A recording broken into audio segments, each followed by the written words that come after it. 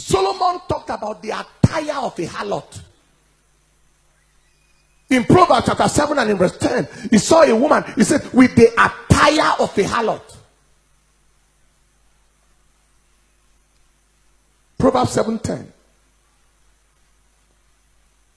And somebody said there is no dress like that. What is the attire of the harlot? The attire of the harlot is the attire that markets the flesh as a good for use. Markets the flesh as a product to be exploited. Right? When you come to any organization, they market their products.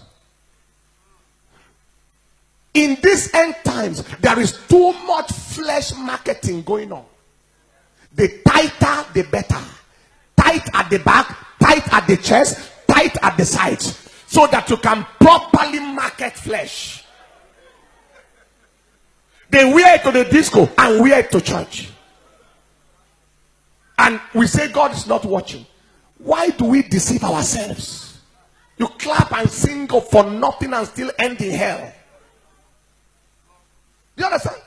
The tighter, the better is the marketing of the flesh. Instead of us advertising our spirituality, we are a generation of people advertising our carnality. See how fat my chest is. See how fat my back is. See how fat my sides are. Just take a look. Just take a look.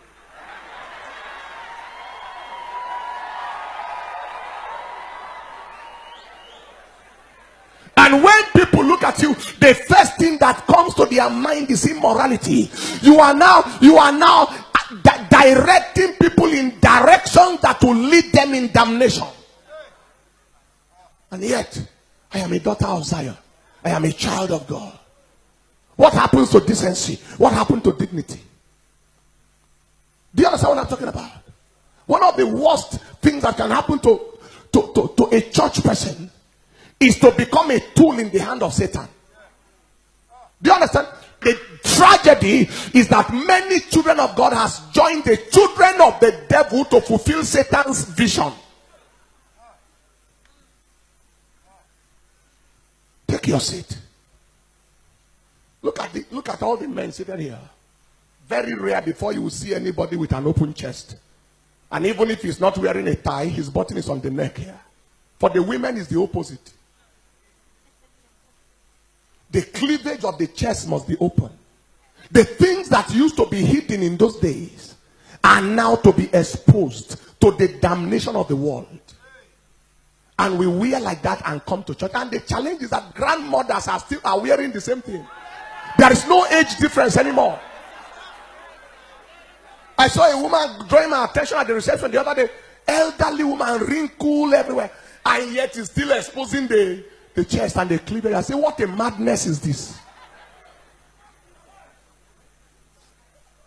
It's a demon. It's a spirit of the age that is defiling the world and then trying to defile the church and must be resisted.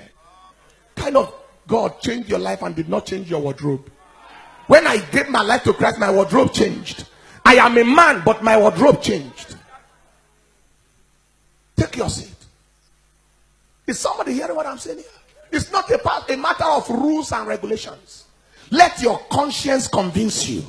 The way you are looking, do you represent the kingdom? If the master appears suddenly, can he call you, daughter, how are you? St. Augustine of old said, preach the gospel always, and when necessary, use words. You know the meaning of that? Let your life be the major preaching. In our own village, if they see you some kind, they say, see prostitute going. In our village, if they see you some kind, the way some people appear in church now, if it was on, they say, see prostitute going. He said the same in your village. See prostitute going. You are not, they don't know where you are going. No. You may even be carrying Bible going to church. Say, see prostitute going. Because there is an Egyptian lifestyle. And there is a Hebrew lifestyle. And God is calling us today to take him seriously and take our souls seriously so that nobody blames him after death. Take your seat.